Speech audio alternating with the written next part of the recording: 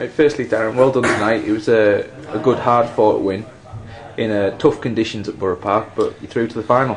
Yeah, delighted. As you say, the conditions weren't great, and that did spoil it a little bit. There's a lot of balls going up in the air that probably weren't meant to be played that way. I'm sure Carlisle United don't play that way, but they've got some big, strong boys up front. So I think possibly it was maybe in their minds to be a little bit more direct. But our lads battled, had to work hard and get in the faces, and that's the kind of attitude I'm looking for. And in the end, we had to bring on some of the first teamers to get through, but that's what a squad's about, and that's why they were involved, ready for that tonight if need be. So yeah, all in all, delighted with the victory, and we're through to the final, which is great.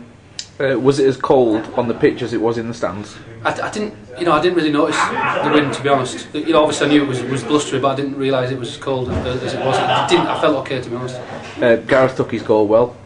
Yeah, excellent. He didn't have his best game, but what he can do is score goals, and it was an excellent finish under pressure. Yeah, a little nudge on the centre back, and then he was away. 8 to 9 times out of 10, he won't miss from there. And Kyle started the game, even though a couple of days ago he was out for the rest of the season. Yeah, well, he's having he's meeting with the specialist tomorrow, and I've just spoke to him again there. And if he doesn't have the operation tomorrow, I believe he'll be in the squad to face Kingsley on Saturday. So, fingers crossed, we'll put the operation back a couple of weeks, and we can get him in for the last 2 games, which he's happy to do, because they're gonna at some point straighten out for him. So if he takes another whack, then it'll get sorted at some point anyway. So full credit to Kyle. That's the kind of attitude he has, and that's the kind of bloke that he is, and we want those kind of guys in our squad.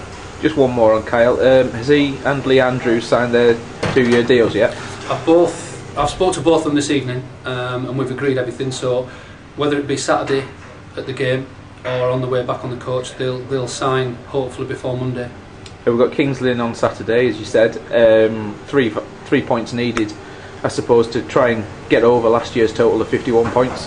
Yeah, that was what I set them 5 games ago, was to go and try and go unbeaten and pick up as many points as we could, and that would just help them justify the work rate they've put in. But I think at the moment we've just got a few bodies out there who are really mentally struggling, fatigue as I think set in the last couple of games, because we've asked them to do certain things, and I think sharpness more than anything, it doesn't seem to be there.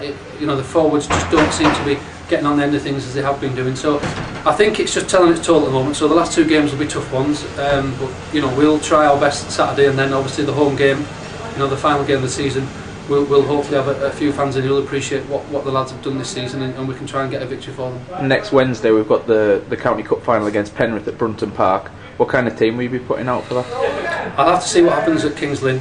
I'd like to, if possible, include some of the reserves that played this evening, because I think that they deserve to keep their place in the squad. So as I say, we'll get Saturday out of the way, and then I'll speak to Steve Lee, the reserve manager, and we'll see where we go from there. But it'll be a mixture again, I'm sure. It'd be nice to play in a County Cup final as well. It'll be 2 years running, Reds win it. Definitely. If we can go there and win it, we'll take a decent squad that we hope can get through that one.